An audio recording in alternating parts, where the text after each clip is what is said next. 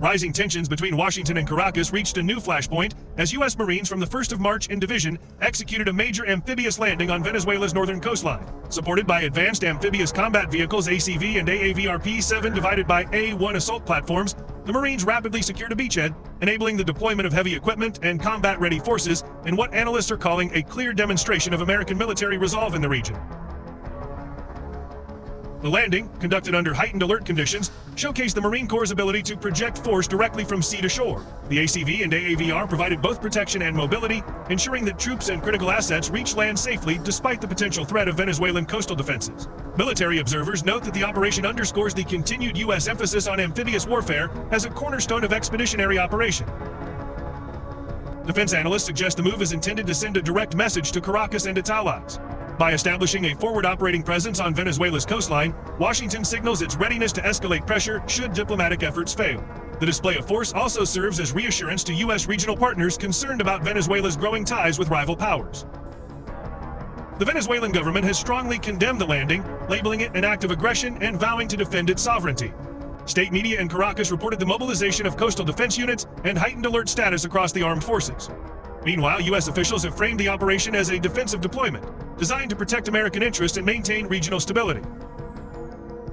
This latest action follows weeks of escalating rhetoric between Washington and Caracas, including accusations of military buildups, maritime confrontations, and intelligence operation. The deployment of the 1st of March in a division to Venezuelan shores marks one of the most significant U.S. military maneuvers in South America in recent years, raising concerns of a prolonged standoff or even direct confrontation. Security experts warn that the situation could quickly evolve, with regional actors such as Colombia, Brazil, and external powers monitoring closely.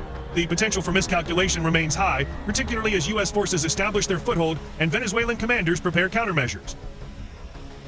While Washington has not confirmed long-term plans for troop presence on Venezuelan soil, the scale and precision of the landing indicate a well-prepared operation rather than a symbolic gesture. As tensions escalate, military analysts will be watching closely to see whether this amphibious deployment is a precursor to expanded operations or a calibrated warning designed to pressure Caracas into negotiation.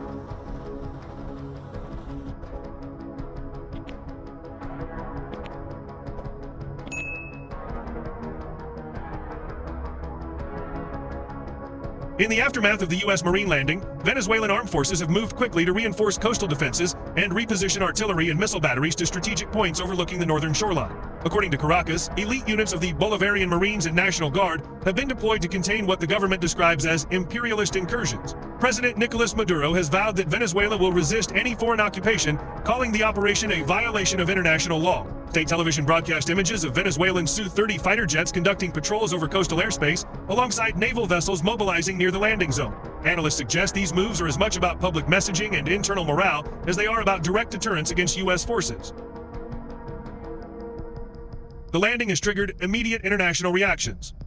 Washington's NATO allies have expressed cautious support, framing the deployment as part of a broader effort to stabilize the region. However, rival powers, including Russia and China, have condemned the U.S. operation, warning of consequences should American forces expand their presence further inland.